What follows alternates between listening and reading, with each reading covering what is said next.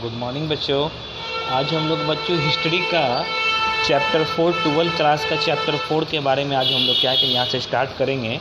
और ये चैप्टर का नाम है बौद्ध धर्म एवं सांची स्तूप में प्राचीन भारतीय धर्मों का इतिहास। आज हम लोग भारत में जितने भी प्राचीन धर्म थे यानी कि जितने भी पुराने धर्म थे वो भारतीय धर्मों के बारे में आज हम लोग उसका इतिहास के बारे में आज हम लोग क्या करेंगे बाबू, इसका क्लास आज हम लोग लेंगे। चैप्टर 4 स्टार्ट कर रहे हैं। चैप्टर 4 ये आपका है और ये इतिहास का आप लोग का चैप्टर है बाबू। और इसके बारे में हम लोग क्या करेंगे कि एक एक करके भारत में जितने भी पुराने धर्म थी तो उसके बारे में, उसका इतिहास, उसके हिस्ट्री के बारे में हम लोग क्या करेंगे बाबू, पढ़ेंगे। तो सबसे पहला जो तुम्हारा आज का जो टॉपिक बनेगा वो तुम्हारा बनेगा वैदिक धर्म के बारे में। आपसे ये बहुत ही इम्पॉर्टेंट टॉपिक है वैदिक धर्म के बारे में। वैदिक धर्म के बारे में क्वेश्चन से एग्ज़ाम से बहुत सारा क्वेश्चन आप लोग का बाबू आता है कि वैदिक धर्म क्या है। तो आपको ये करना है, ये 2 नंबर में भी आता है, ये आपका 5 नंबर में भी आता है। तो हम इसके बारे में पूरा तरह से आप लोग को बताएंगे कि वैदिक धर्म क्या है। आप लोग क्या कीजिएगा कि वीडियो को देखते चलिएगा और कॉपी पर पहले समझ लीजिएगा और फिर कॉपी पर जैसे जैसे हम समझा रहे हैं वैसे वैसे आपको क्या करना है बाबू कि नोट्स को बना करके चलना है। हिस्ट्री का चैप्टर 4 का है बौद्ध धर्म और प्राचीन भारतीय धर्मों का इतिहास के बारे में। सबसे पहला टॉपिक आपका बना है वैदिक धर्म। यह भारत का सबसे प्राचीन धर्म है। वैदिक धर्म के बारे में क्या है, भारत का सबसे पुराना धर्म, प्राचीन धर्म यही धर्म है। तथा इस धर्म में ऋग्वेद,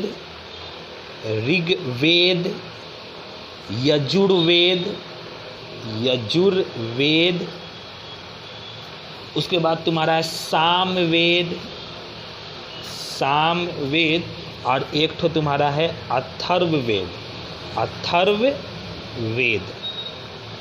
अथर्ववेद आदि संपूर्ण धर्मों का ये मूल ज्ञान है। फिर से बता रहे हैं हम, यह भारत का सबसे प्राचीन धर्म है तथा इस धर्म में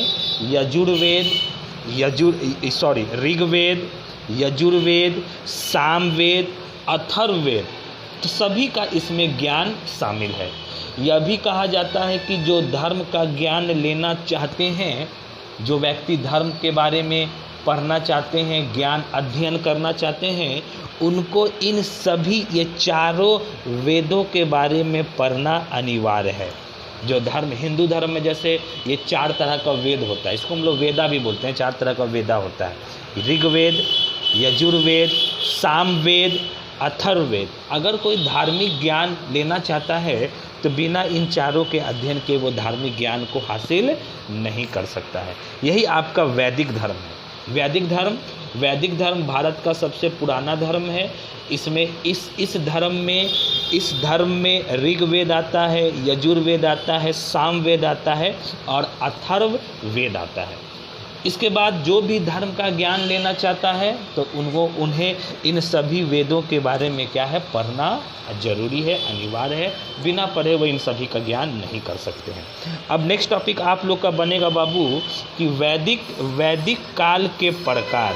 वैदिक काल मतलब वैदिक धर्म जिस समय चल रहा था उस समय को वैदिक काल कहते हैं। वैदिक काल के प्रकार। तो वैदिक काल कितने प्रकार, वैदिक धर्म जिस समय चल रहा था तो वैदिक धर्म किस समय चल रहा था, ऋग्वेद, यजुर्वेद, सामवेद, अथर्ववेद के समय के हम लोग वैदिक धर्म बोलते हैं। इस समय को वैदिक काल कहते हैं। तो वैदिक काल कितने प्रकार का है, तो वैदिक काल तुम्हारे बुक में है बाबू 2 तरह का है। तो हम लोग क्या करेंगे, वैदिक काल 2 प्रकार का होता है। पहला तुम्हारा है वैदिक धर्म, एक है वैदिक धर्म और दूसरा आपका है बाबू उत्तर वैदिक काल या वैदिक धर्म काल भी बोल सकते हैं।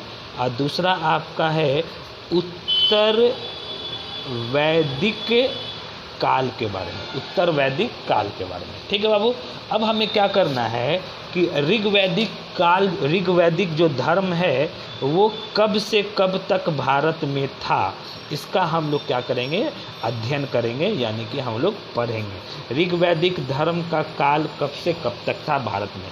कहा गया है कि 1500 ईसा पूर्व, 1500 ईसा पूर्व, यानी कि 1500 BC से लेकर 1000 ईसा पूर्व, 1000 BC तक के समय को हम लोग ऋग्वेद की रचना कहते हैं।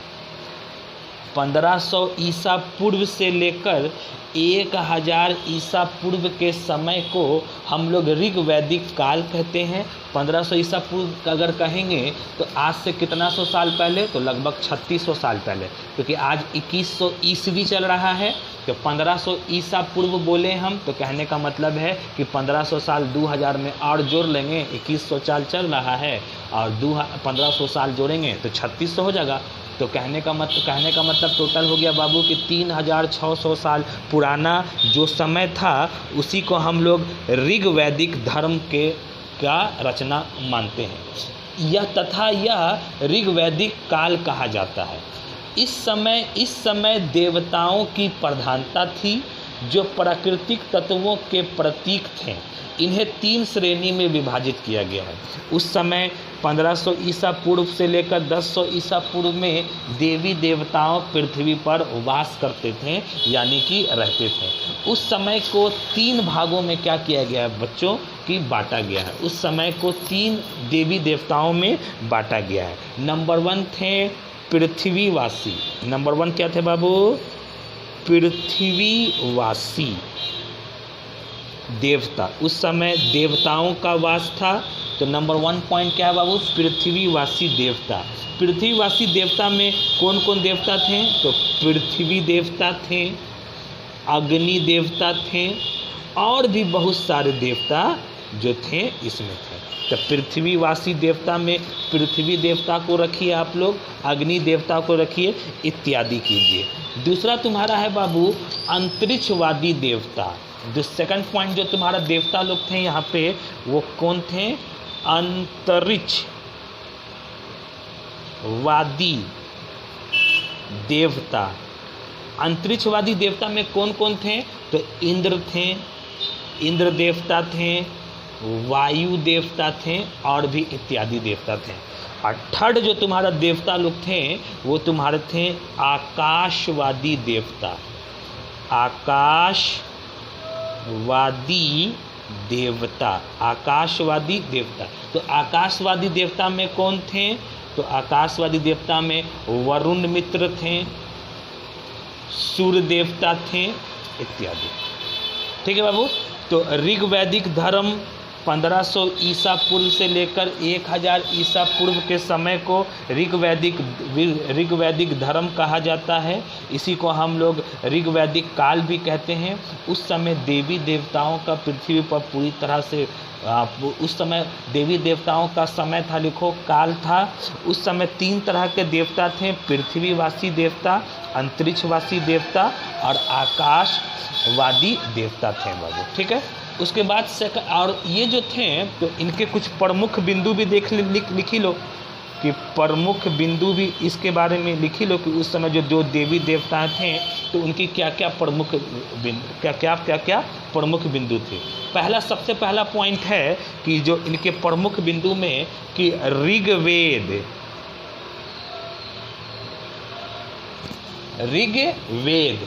काल में इंद्र का 250 बार उल्लेख किया गया है।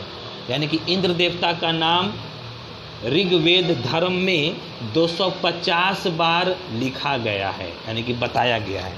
सेकंड पॉइंट तुमको इसमें प्रमुख बिंदु में लिखना है, इस काल में 200 बार अग्नि देवता का उल्लेख किया गया है।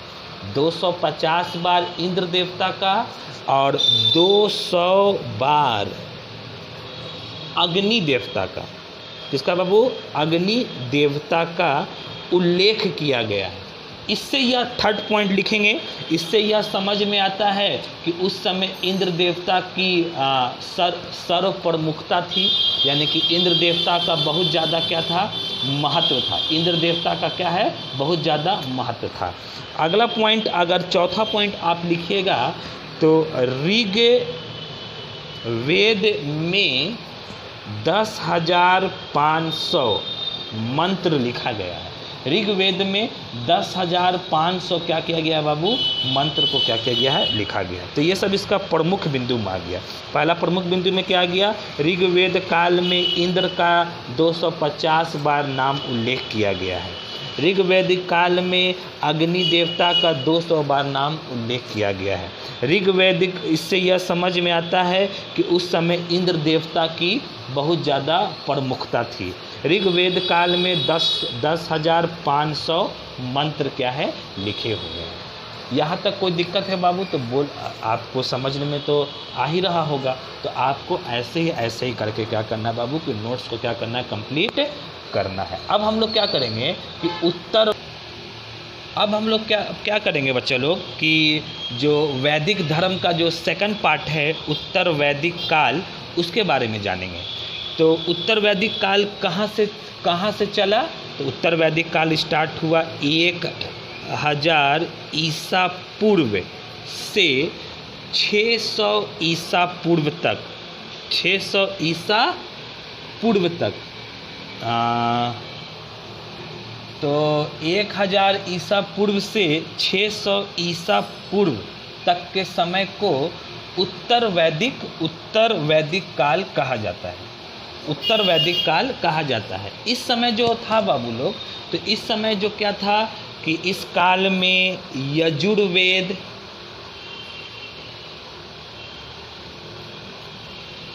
सामवेद, अथर्ववेद,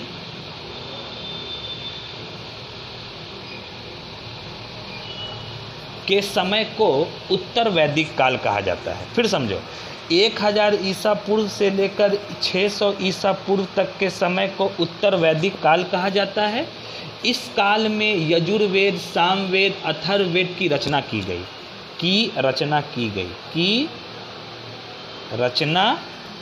गई। कहा गया है कि अतः यह काल वैदिक काल कहा गया है। प्रमुख बिंदु में आ जाओ। तो प्रमुख बिंदु में नंबर 1 पॉइंट लिखेंगे कि उस समय प्राकृतिक देवताओं का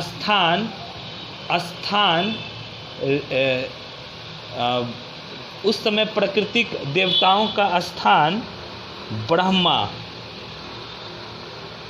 ब्रह्मा, विष्णु तथा महेश जैसे देवताओं के हाथों में थी। पहला प्रमुख बिंदु में उस समय प्राकृतिक देवताओं में ब्रह्मा, विष्णु और महेश जैसे देवताओं के हाथों में थी। सेकंड इसका पॉइंट, अगर प्रमुख बिंदु में अगर हम लोग देखेंगे तो उस समय हम बोलेंगे कि पशुओं की